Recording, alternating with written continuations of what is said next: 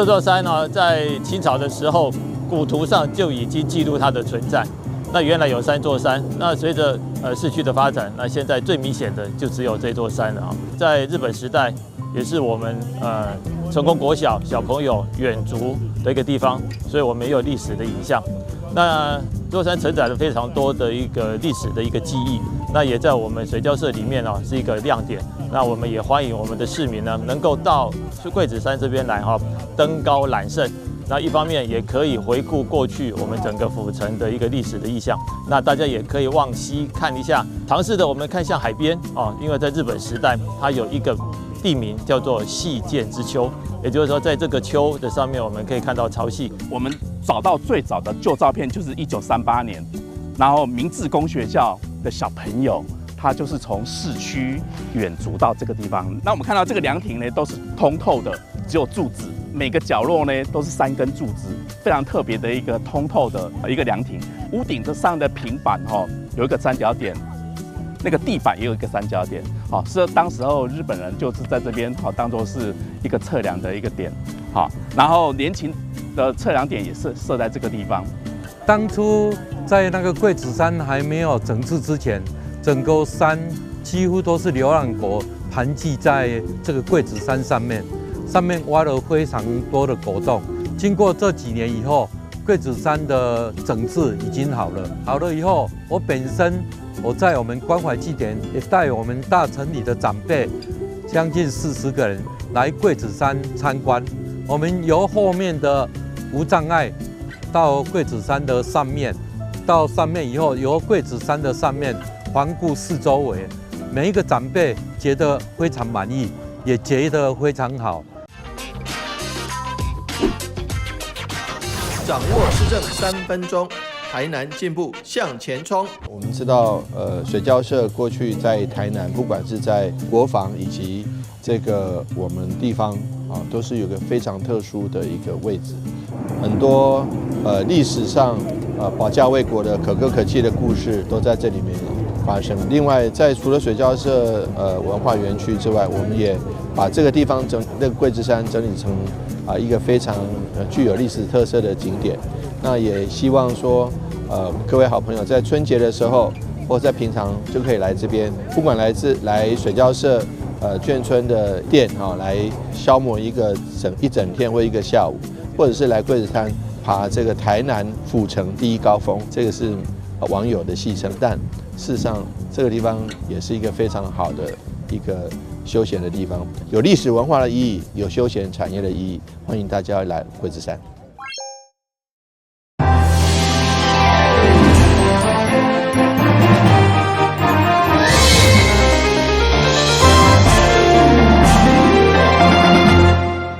大家好，我是陈碧纯，欢迎收看2月10号礼拜1的中嘉台南地方新闻。农历问新宝庙迎春礼祭天活动，伫8号登场，现场客满人潮。今年不只有3场高空烟火、无人回灵机的表演，阁有2场六门风炮，非常的精彩。但是其中的重头戏抢春牛，又阁发生严重的冲突。手压身边，祝福来。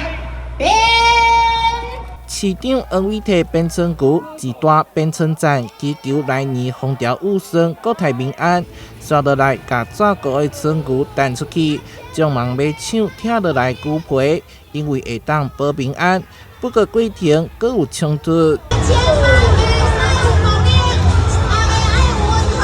农历问新宝庙迎春鼓励仪式，伫暗时进入高潮。这回以500台无人机摆出高水的妈祖图样，360度环庙烟火，加上3场67分钟的高空烟火，以及12座风炮声。5个阶段将近2点钟的演出，现场画出超过70万人。就很 shock 这样子，因为它是环着我们这样子整个大放，很精彩，比去年还要精彩。这不但是咱新宝庙的盛会，也是咱台南市的盛会。今仔日我要代表新宝庙来感谢这超过70万的善心大众。祝福大家身体健康，万事如意。小龙年行大运。伫欢庆新春的同时，煞也发生这代志。有民众无看警戒线，伫烟火落焰区险险互烧着。报告后壁，伫遮火烧行到路边移狗，赶紧走开。还有2名查甫人伫路边冤家相拍，互大家毋知影是要看烟火，也是要看无身躯比赛。散场了后，还有人翕下规条街四界拢是粉色，非常的黑。台南新闻社会采访报道。乐里门圣母庙高空烟火表演，今年创下70万人次进场的纪录。不过精彩表演背后，却造成庙方后壁面无公德心的游客，为了翕相或者是休困，就无顾警示线冲入去田内面，将红葱头打甲海海去，互农民真正是非常的无奈。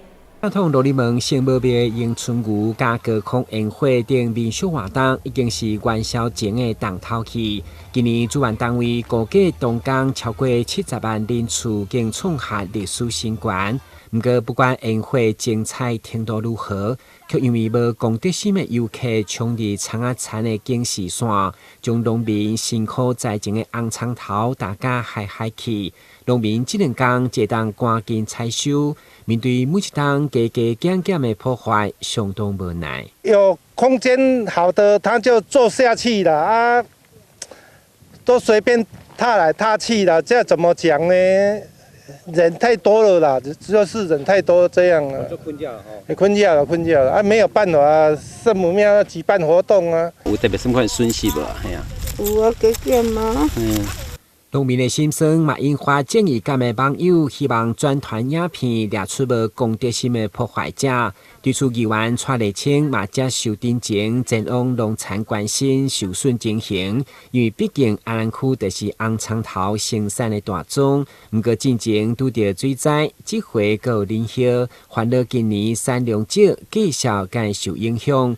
当然嘛，希望警方进一步追查，向破坏者求偿。没有想到还是会有人穿越警示线来破坏这些葱，所以让我们很生气啊！就是说，已经这个文化水平这么高的社会，还有这么没有公德心的人，让人家觉得很遗憾。那我们要想办法说，在未来要怎么防止这样的事情再次发生哦，让我们葱农的心血付诸这个付诸水流哈，这非常的可惜。圣母庙一年一度的国际烟火虽然壮观，不过除了引发农民的损失加无奈，今年退场以后爱踢3点钟的民怨，议员嘛出面检讨交通管制，并提出具体建议。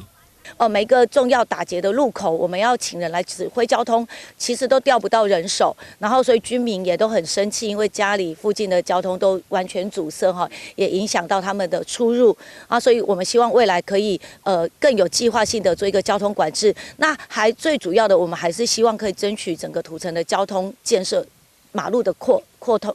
道路的扩充啊，交通局还有执法的检察局，可以把这个封闭时间跟开放的时间，还有车流的引导，能够再做更有效的这个办法。我想大家现在都讲 AI 城市治理，那讲 AI 来推算看我们根据这样车流有没有更好的一个疏散的时间跟方向，那能够做好这样的疏散。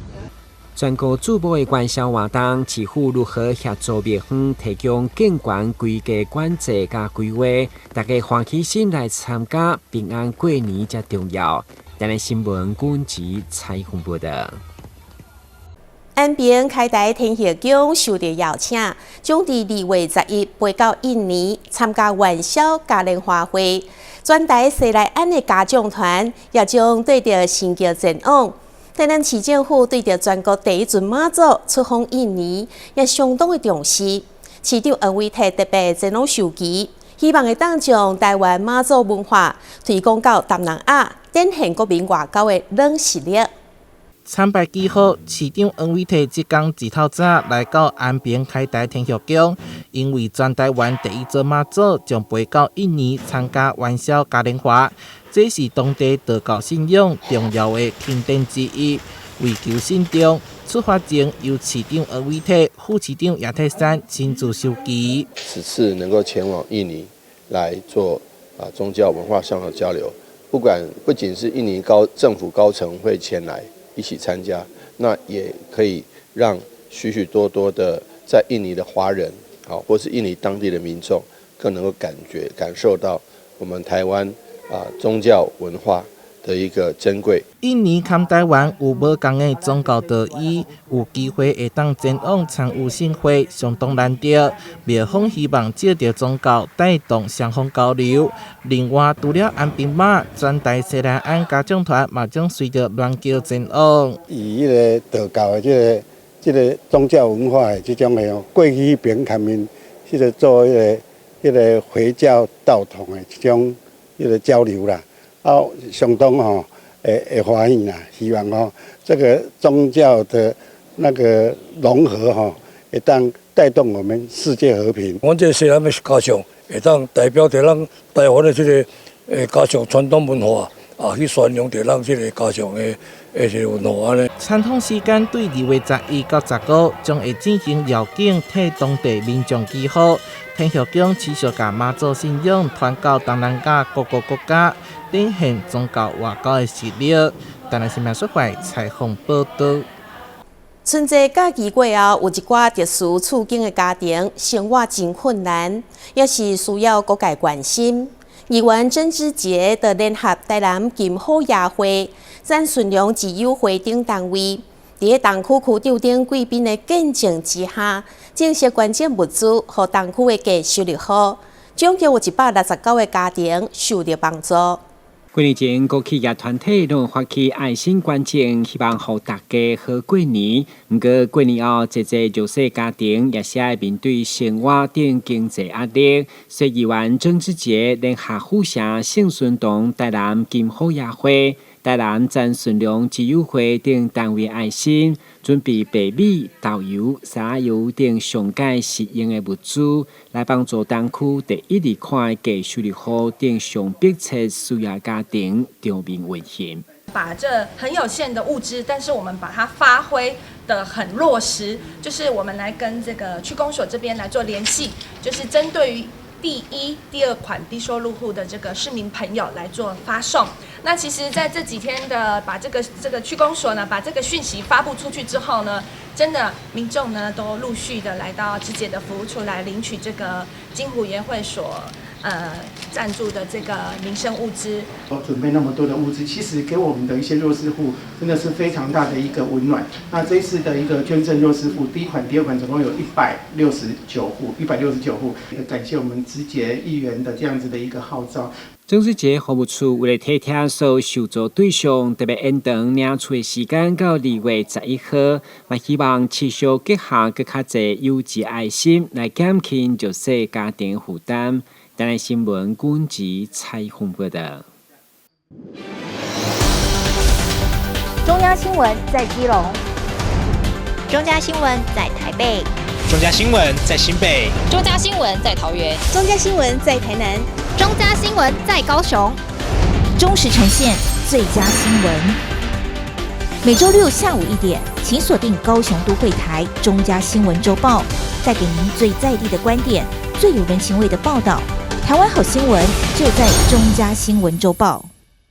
台南有一位94岁阿嬷，因为发烧、呼吸困难，前往奇美病院急诊，医师诊断是肺炎合并尿道感染，建议爱住院接受治疗。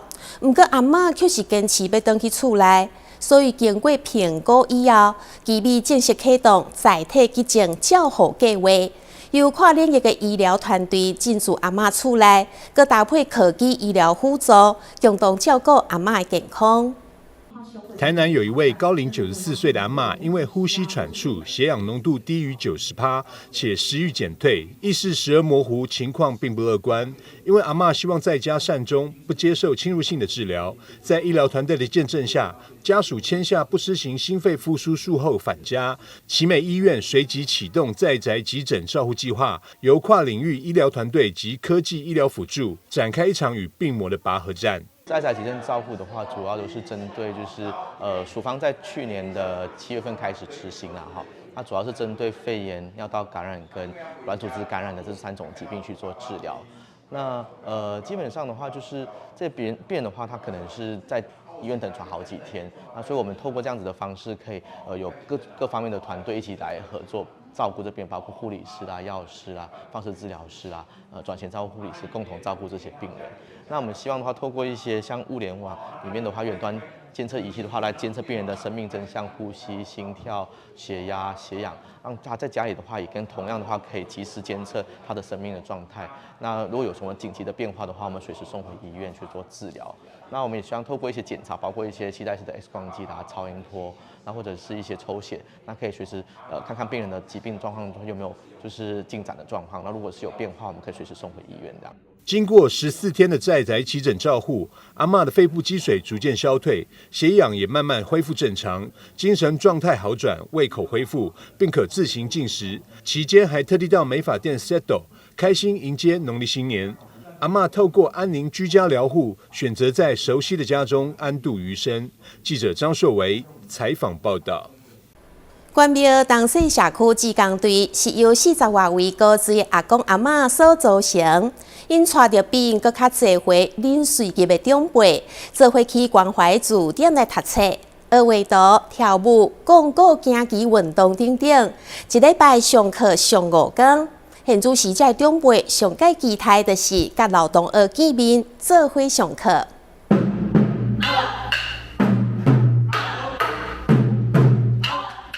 宋江镇在内门关庙一带很盛行，据说是因为早期人们为了保护村庄而兴起，后来渐渐演变成为宗教义政活动。关庙东势社区发展协会现在更将这项义政表演融入社区照顾据点的体适能活动当中。舞台上都有那个电音三太子。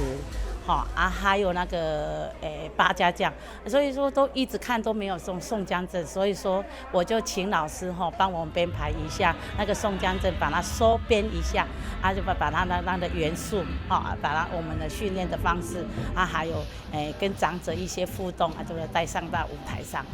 关庙东势社区旺来宝贝队的成员是一群阿公阿嬷级的志工，带领阿祖级的长辈，透过据点内各项趣味课程，期盼促进长辈社会参与及健康照顾。阿嬷志工蔡景然说，独居长辈一个人在家没人可讲话，来这里有伴又有趣，许多长辈甚至来得比志工还早。独老嘛，无人通讲话，来遮有人讲话。阮9点才开始开门他们长辈他们都8点半，比我们志工早来。旺来宝贝队成员有100岁的杨仁伦、98岁杨婉芝、95岁廖金才以及92岁许珍珠。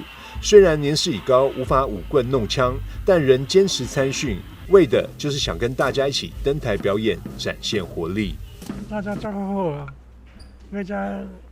大家都真爽快啊，快乐过日子。到处都看电视哦，电视看到啦，都看到啦，袂晓得爱困就安尼尔。嘿。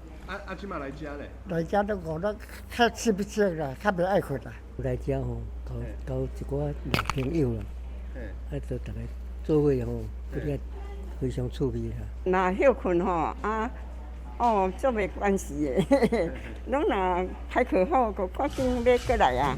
他们现在也都是蛮热衷的来练习，就是我们就尽量安排他们说，因为现在要站在舞台上，也要承受那一些压力，他们也是蛮大的。可是他们都很乐意来受训，很乐意来参加。所以说，他们如果我们说规定说晚上7点的时候要来，他们就6点半就来这边集合，生怕我们不让他上台表演的机会。长辈来这不只是上课，他们还组队比赛。去年参加卫福部所举办的2024阿公阿嬷活力秀，首次参加就拿下台南市第1名的佳绩，非常不简单。执行长罗良回首过往，东势社区发展协会在1999年成立，10多年前开办照顾据点，当时长辈人数只有5人，在协会理事长李永仁、总干事吴明昌、据点主任徐宝瑞与志工们齐心协力，一步一脚印打拼，才有如今盛况。看着阿公阿嬷们脸上的笑容，再怎么辛苦也值得。记者张秀维采访报道。高雄三民区进行市场内面有一间油饭专卖店，头家娘的爸母是办桌的总铺师，所以头家娘传承着好手艺，伫市场卖油饭甲办桌的鸡汤，同时佮加日本料理师傅的红菜，研发出新的组合。伫台式油饭内面加入日式的主菜，互人客食了学了甲会达志。油饭以及羹汤是台湾相当传统的办桌菜，在三民区的这家油饭专卖店，老板与老板娘做出记忆中的好味道，再加以改良，融入日式的主菜，给大家更多的选择。店家在市场经营，也用亲民的价格让顾客购买，几乎天天大排长龙，让吃完的顾客都回味无穷。他们的油饭跟那个板凳羹都很好吃，食材很实在，然后拌得很好吃。袂歹食，口味袂歹好食，我拢食油饭啊，古早味油饭啊，都还不错。它的吃起来就跟外面的油饭比起来，它比较香啦，它吃起来比较香，然后也比较不会那么糯，觉得吃起来比较适合大众的口味。特鱼啊，油饭啊，还有它的羹都很好吃，油饭是最棒的。这个古早味很好吃，樱花虾的、干贝的都很好吃。因为我的娘家是做板的起家的，那因为现在就是都往市场的方向在做，我们的油饭就是纯粹都是古早味手工的，没有用机器敲，都是手工去做，所以比例可以保持的比较完整，那口感会比较好。因为我先生自己是日本料理的厨师，然后再跟我爸爸妈妈板的这边学，融合了这个一个双方的特色，去做一些比较新的变化，就像干贝樱花虾油饭啊、鳗鱼油饭啊，那它有比较一些拿手的一些特制的酱卤鸡腿的配方来配在明月油饭礼盒，也很对味。有一大部分的客人会买油饭搭配羹汤，想升级自己的午餐，也可以加点这份炸到金黄酥脆的土魠鱼，不论配羹汤还是单吃都非常合适。对顾客来说，在这家店吃到的不只是美味的油饭，更是记忆中办桌的好滋味。这个就是古早味的由来，因为我们小时候爸爸妈妈去板的时候，我们常常就是到9点多都还没有吃饭，晚上爸爸妈妈回来就会带一些菜味，那常常就是会有羹啊，有红拔啦，有那个油饭啊这一类的东西，我们就是从小就是经常爸爸妈妈去板的，回来晚上就是吃油饭、吃羹，那这就是我们怀念的一个古早味。我觉得这边很多长辈也是吃到这个味道，就想到30年前吃板的那个滋味，所以他们也都觉得很喜欢。油饭加入日式的主菜，不仅让餐盒更加丰盛，也能同时吃到台湾古早味以及日式风味的结合。再来碗有着半桌里楼菜之称的羹汤，让顾客平常就能吃到古早味的半桌菜。记者潘志光、陈英君高雄报道。台湾是手摇王国，饮饮料变成真侪人逐工的习惯。桃园大溪都有业者打造全新概念的手摇饮料，不仅用豆粕甲胶原蛋白来做浸煮，佮加入糖油、糖粉浆、鸡生糖的有机配方，要让消费者饮饮料轻松无负担，愈啉愈水。杯子里加入珍珠、豆奶跟茶，一杯台湾人最爱的手摇饮就这样完成了。但这里的饮料跟别人不一样，主打健康跟天然。珍珠是每天纯手工用豆渣跟胶原蛋白制作而成，比起一般的黑糖珍珠更健康，还带有淡淡豆香，口感上更 Q 更糯，让消费者直呼很好吃，完全可以取代市面上的普通珍珠。那大哥，你平常会喝饮料吗？哇，一个礼拜喝大概7杯饮料，这样我喝的最好喝的就是这一杯，这个完全就改变掉它的 Q 度了，它口感也不一样，但是这个应该会比原来的珍珠，对不对？那个黑糖的比较健康吧。我觉得这个珍珠啊，咀嚼起来比外面的珍珠还要来的 Q， 还要来的软。就是有些珍珠物，其实我是一个不太喜欢喝珍珠相关饮料的人，因为我就是一个觉得说珍珠咀嚼起来太硬啊，我很不喜欢这样子。啊，这个珍珠咬起来很软，我非常喜欢。胶原蛋白珍珠是大溪在地豆干业者跟市府合作研发豆渣利用的成果之一。业者表示，大溪制作豆腐相关产物每天的豆渣至少有200吨，豆渣本身也富含营养价值与膳食纤维。台湾是手摇王国，将豆渣变成珍珠，让饮料不仅天然健康，也为饮料配料带来新革命。在全球在因应所谓的 ESG， 然后循环再生的同时，我们的大房豆干也跟桃园市政府还有工业院合作，把豆渣，我们一天大概有200吨的豆渣要去处理。可是豆渣是我们业者一个处理非常大的一个问题，所以我们把豆渣变成另外一种使用方式，所以我们把它变成10级的豆渣。然后呢，透过我们现时间大家非常喜欢喝的这个珍珠奶茶，把它变成所谓的豆粕珍珠。第一个，它有更多的营养元素，外面我们也裹了胶原蛋白，让喜欢喝这个珍珠奶茶的朋友有另外一种选择。那希望大家有机会来到我们木生活馆喝一下我们的不一样的豆粕珍珠。此外，业者的饮料品项也格外不同，添加白肾豆、非洲芒果籽、益生菌与生态胶原蛋白等萃取物，更采用低升糖的阿拉伯糖，让消费者喝不胖也能喝健康，打造全新概念手摇饮。为了搭配这个健康的豆粕珍珠嘞，我们的奶茶也是断糖的，所以让消费者喜欢喝珍珠奶的消费者有另外一种健康的选择。它的味道其实跟那个什么一般的手摇饮很像，而且又比它更好喝，所以我觉得基本上要取代掉它的话是非常简单的事情。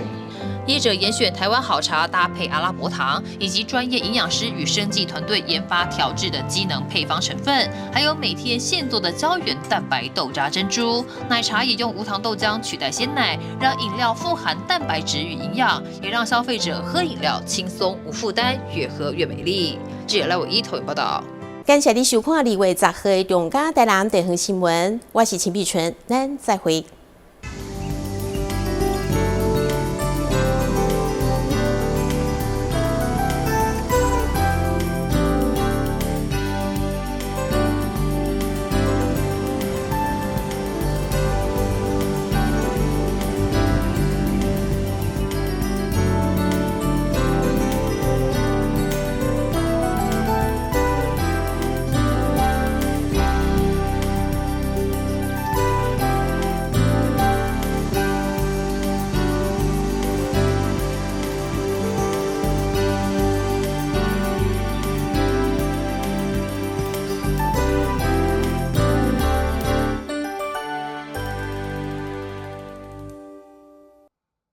避免阳光直射，距离墙面10公分以上。定期清冰箱，让内部冷气流通。温度设定26到28度，家电扇助循环。睡觉定时4小时，滤网2周洗一次，提高降温效率。更换 LED 灯具，省电50%。随手关灯，选购有节电标章、效率1级的产品。随手关灯，节能减碳，减轻地球的负担。你听过只差确认吗？交通部于112年3月起，已全面要求运输业驾驶人应落实路口停让行人，并要求大客车驾驶人于路口要执行只差确认。另外，大货车驾驶人也于113年8月扩大响应，转弯暂停，安全再行运动。大型车辆路口应停让，只差确认，安全有保障。节能省电救荷包，爱护地球一起来，消灭用电怪兽大作战，请你跟我这样做。消灭冰箱怪兽这样做，避免阳光直射，距离墙面10公分以上。定期清冰箱，让内部冷气流通。热时冷却再放入，减少耗电量。不要频繁开关，压缩机运转很耗电。消灭冷气怪兽这样做。温度设定26到28度，家电扇助循环。睡觉定时4小时，滤网2周洗一次，提高降温效率。冷气启动最耗电，切勿频繁开关。换购冷气时 ，CSPF 值越高越省电。灯光照明占家用电量10%。消灭照明怪兽这样做。更换 LED 灯具省电50%。灯具定期擦，提高光源效率。善用日光效益，不开灯不耗电。随手关灯，随手关灯，随手关灯，打击耗电小怪兽。煮饭前先浸泡，缩短烹煮时间。随手拔插头，家电不待机。累积衣物一起洗更省电。选购有节电标章、效率一级的产品。随手关灯，节能减碳，减轻地球的负担。